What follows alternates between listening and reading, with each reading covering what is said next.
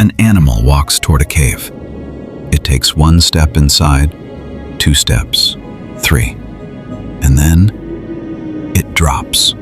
No wound, no blood, no struggle, just gone. The men standing outside watch it happen. They have seen it before. They will see it again. They are not shocked. They are not confused, because they know exactly what this place is. They have known for centuries. This is not just a cave. This is the entrance to the underworld. This is where the living world ends and the dead world begins. The Romans called it Pluto's Gate, the gate to hell. And for over 1,000 years, nobody could explain why everything that entered it died. Until now. Welcome to Unheard History. Before we go any further, I need you to understand something. This is not a legend. This is not mythology. This is not an ancient story invented to frighten children. This happened. Real animals, real deaths, real witnesses. For over 1,000 years, people traveled from across the Roman Empire to stand at the entrance of a cave in what is now modern-day Turkey and watch living creatures die before their eyes. Birds flying too close to the entrance would drop from the sky mid-flight. Sparrows, pigeons, eagles, dead before they hit the ground. Bulls led toward the entrance would collapse within seconds, their handlers standing just feet away, completely unharmed. And the priests? The priests walked in and out freely, every single time without a scratch, without even losing their breath. To the ancient world, this was proof of one thing and one thing only. The gods were real. The underworld was real.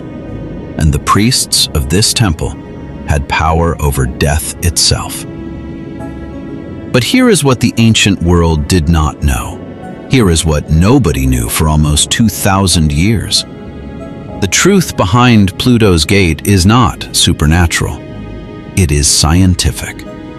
And in some ways, it is even more disturbing than the myth. To understand Pluto's Gate, you need to understand the city it was built in, Hierapolis. Ancient Hierapolis sat in the Lycus River Valley in what is now southwestern Turkey. It was a city of extraordinary beauty. Hot springs bubbled up from the earth, creating white travertine terraces that looked like frozen waterfalls cascading down the hillside. The water was warm and mineral-rich, and the Romans believed it had healing properties. Pilgrims came from across the empire to bathe in the springs, to be healed, to be renewed. But Hierapolis was not just a place of healing. It was a place of the gods. At the edge of the city, where the hot springs met the ancient hillside, there was a temple, a grand and sacred temple dedicated to the god Pluto, the Roman god of the underworld, and his consort, Persephone. The temple was magnificent. Marble columns, sacred statues, ritual spaces where priests performed ceremonies that stretched back centuries before Rome ever claimed this land. And at the back of the temple, behind the altar, beyond the sacred inner chamber, there was a small opening in the rock, roughly the size of a doorway. Steam rose from it constantly. The air around it shimmered, and anything living that got too close died. The Romans called it the Plutonium, the place of Pluto, the entrance to his kingdom, the gate between the world of the living and the world of the dead. And for centuries, pilgrims came not just to be healed by the waters, but to witness the miracle of the gate, to watch animals die at the threshold of the underworld, and to watch the priests of Pluto walk through death itself and return unharmed. The ancient sources that describe Pluto's Gate read like something between a scientific report and a horror story. The Greek geographer Strabo visited Hierapolis around 17 BC and described what he saw in extraordinary detail. He wrote, Any animal that passes inside meets instant death. I threw in sparrows, and they immediately breathed their last and fell. Read that again. Strabo threw sparrows into the gate. He watched them die mid-air. He was a scientist by the standards of his time, a careful observer, a man who did not believe in myths without evidence. And even he was shaken by what he witnessed. But what shook him most was not the dead birds. It was the priests. The Galli, the castrated priests of the goddess Sibyl who administered the plutonium, would enter the cave regularly as part of their religious duties. They would walk in, perform their rituals, and walk out, completely unharmed. Strabo had a theory about why. He believed the priests held their breath inside the cave. He believed the deadly quality of the air was concentrated near the ground, and that a tall man standing upright might be able to breathe above it. He was partially right, but only partially. The full truth was far more precise, far more calculated, and far more deliberately exploited than even Strabo suspected. Other ancient writers described the plutonium with equal fascination. Cassius Dio mentioned it in his histories. Damascius wrote about it in the 6th century AD. The Roman writer Porphyry described animals being led to the entrance and collapsing almost instantly. Every account agreed on the same details. The cave killed. The priests survived. And the air inside was somehow fundamentally different from the air outside.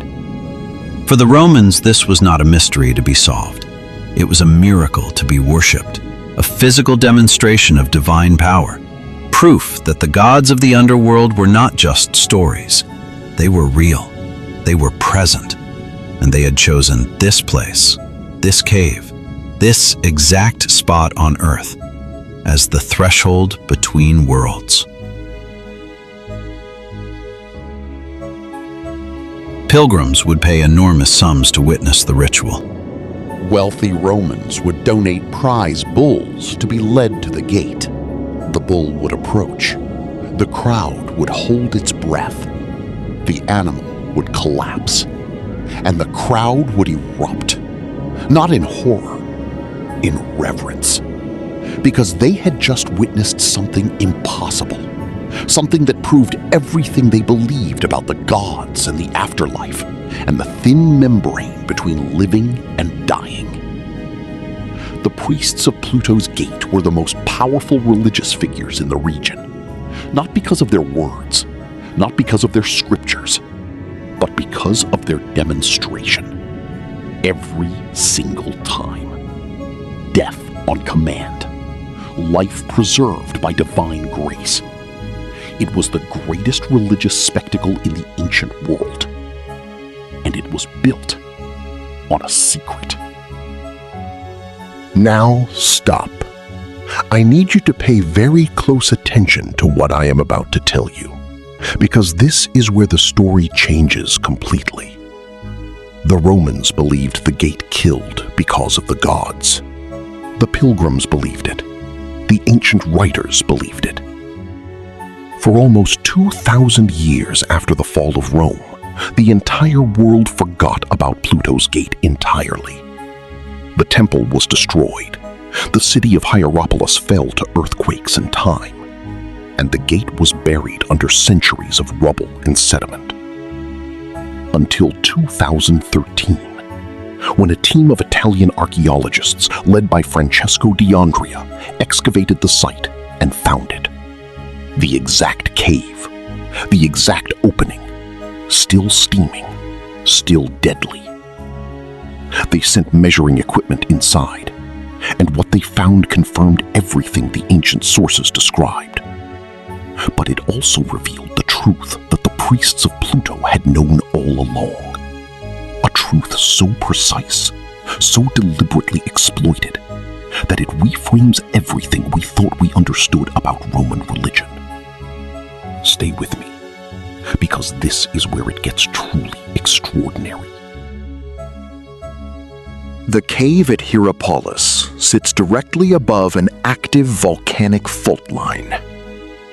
Deep beneath the earth, magma heats underground water and rock, releasing gases that rise through cracks and fissures to the surface. The primary gas released at this specific location is carbon dioxide.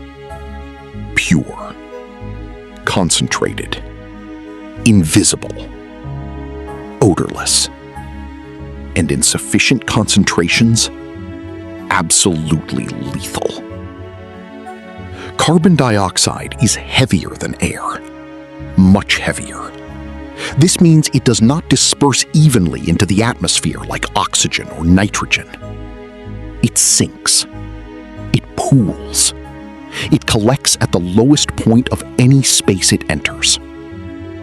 At the cave entrance at Hierapolis, the carbon dioxide concentration at ground level was measured by the 2013 research team at levels high enough to kill a bird or a small animal within seconds. A sparrow flying too close to the entrance would hit the invisible pool of gas. Its tiny respiratory system overwhelmed instantly, dead before it could understand what had happened. A bull led toward the entrance would lower its massive head, as bulls naturally do, and breathe the concentrated gas pooled at ground level. Unconscious within seconds, dead within minutes. But a human being standing upright, their nose and mouth positioned well above the lethal concentration zone, they could stand at the entrance and feel almost nothing. A slight dizziness, perhaps, a faint headache. Nothing more. This is what Strabo had almost figured out 2,000 years ago. The gas pooled low. The tall man breathed above it.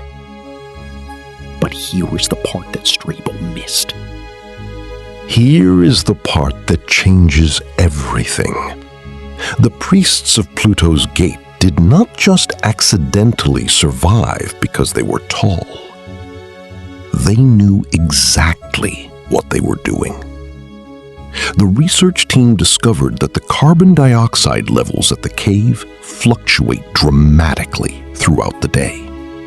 At dawn, the levels are at their absolute highest. The cool night air has allowed the heavy gas to accumulate undisturbed in the cave and around the entrance. The lethal zone extends higher. Even a standing human might begin to feel its effects.